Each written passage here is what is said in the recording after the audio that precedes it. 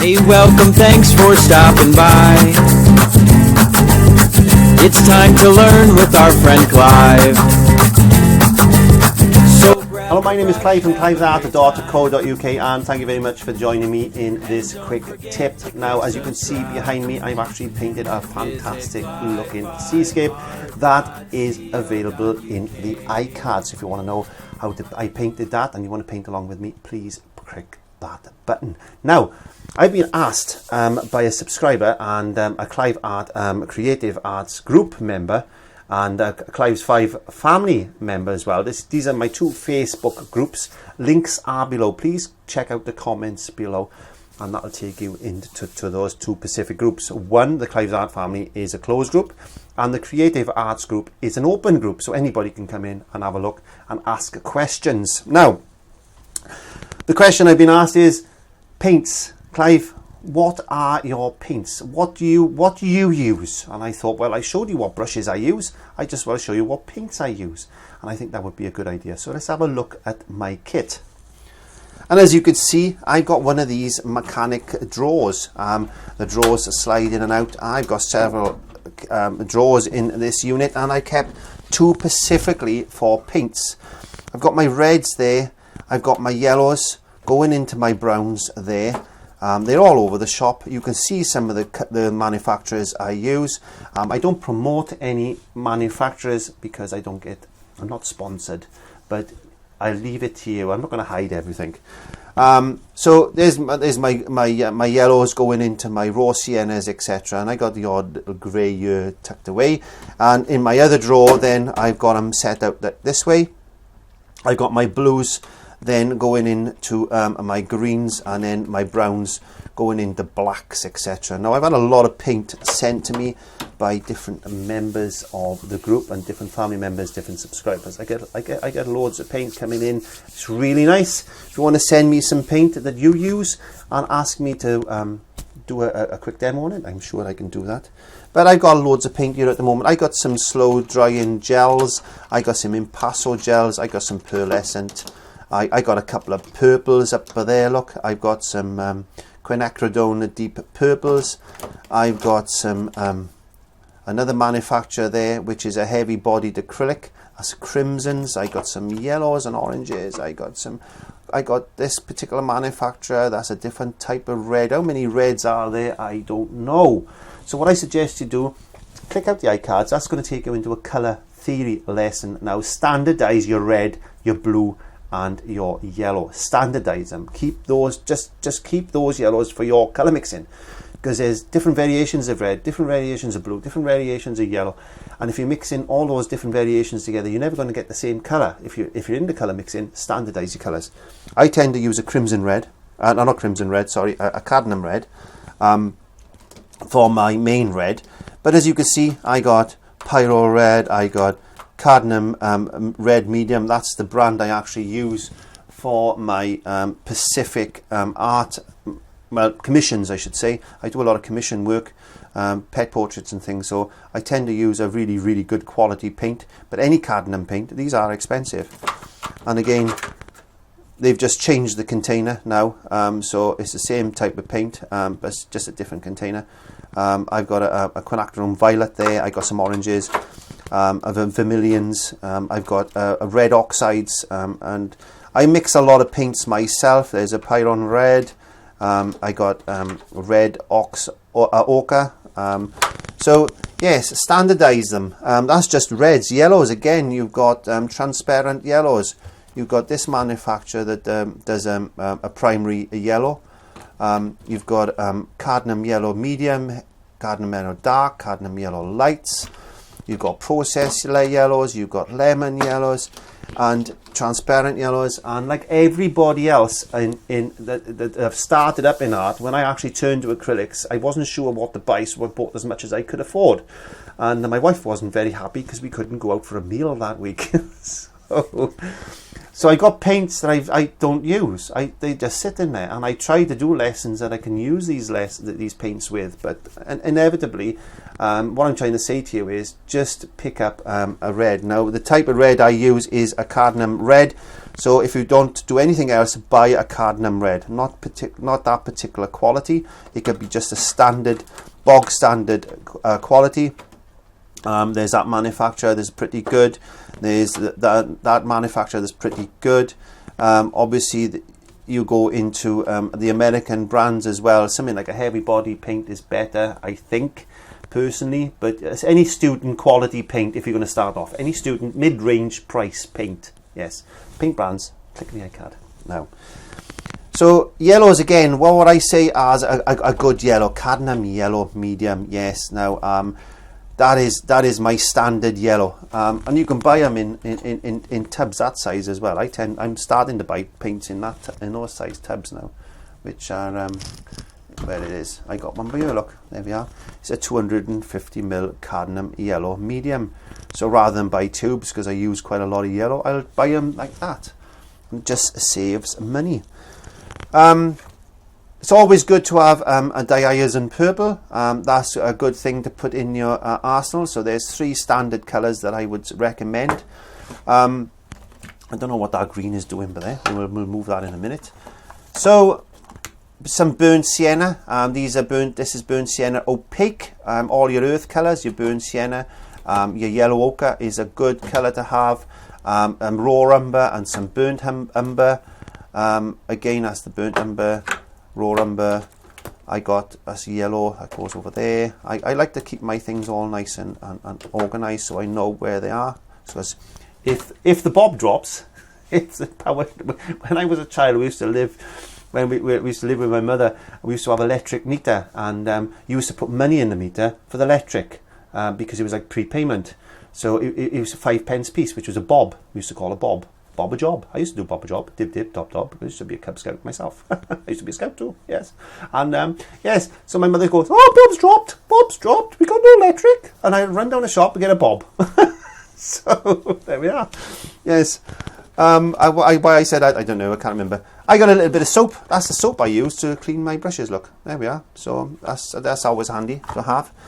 And yes. So that's what I would say. My earth colours. Going into my blues then, you've got an ultramarine blue, you've got variations of ultramarine blue, you've got a green ultramarine blue, you've got a red ultramarine blue, you've got an ultramarine blue. It gets confusing. Just buy a spog standard ultramarine blue. That's a good one to have, yes. And as you can see, there's another type of ultramarine blue. That's a red base, a red green base, and it gets really confusing. Ultramarine blue. Prussian blue is another good colour to have in your arsenal. That's a darker blue, a blacker blue. Prussian blue is a good one to have. And you see that I've got a phthalo blue. You don't need that. Maybe if you see some and you want to pick it up. I use a lot of phthalo blue lately. It's just a colour I like. There's cobalt blues. There's a phthalo blue green shade. There we are. So you've got a phthalo blue red shade, phthalo blue green shade, ultramarine green shade, ultramarine blue shade, ultramarine red shade. I don't know. It does my head in. It does. My head goes like that. And if you go in the shop and you see all these colours, you don't know what you're going to do when you actually go in. So just follow my advice. I'll put all these colours that I would recommend you buy in the descriptions below. But don't tell everybody, because everybody will be looking at them. Okay.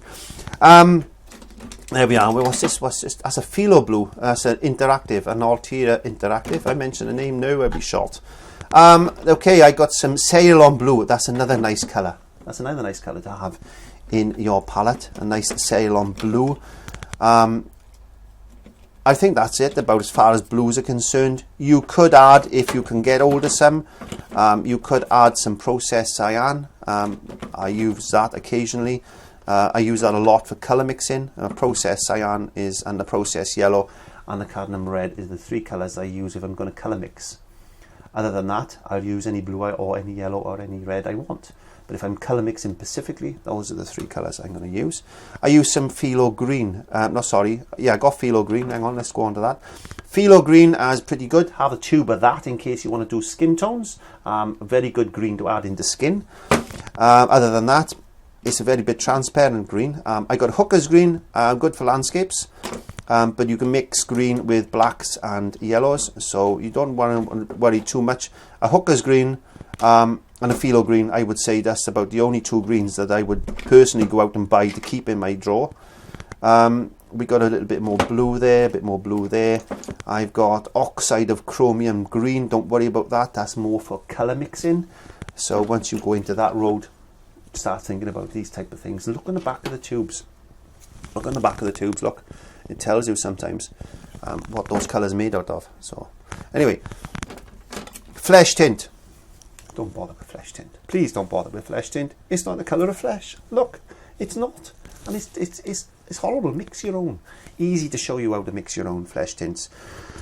Why have I got some? Because like everybody else, I thought, oh, flesh tint, I'll buy some of that because I'm going to do a portrait. When I started portraits, which was a good few years ago, I bought some flesh tint. And well, you can see how much I've used.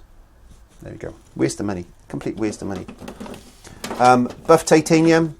You could see that was on offer. I had it for £1.89 instead of £3.79. Why not? It's cheap. Never know when you need it. It's better to have it than not need it, than need it and not have it. That's what I say to my wife. Yes, and she said, how much have you spent today? I don't know. I don't want to tell you. We're on the road. Okay, so a bit of buff titanium. Pale umber. Again, just one of them things I just picked up. You know, I've had some paint sent to me. Again, this is a black, I think. Oxide blacks. So these are all blacks then. There's a zinc white, which is a slow drying open acrylic. So I haven't tried those yet. I'm trying to think of something. I got some more whites there. I got some VANDYKE brown. If you can get hold of VANDYKE brown, get some hold of VANDYKE brown. Put that in your earth colour. It's a very nice colour. Yes. Should have used that on this one actually, but it doesn't matter. And that's about it really. What would I say? Titanium white. Make sure you've got a lot of titanium white. Look, I buy titanium white like that now.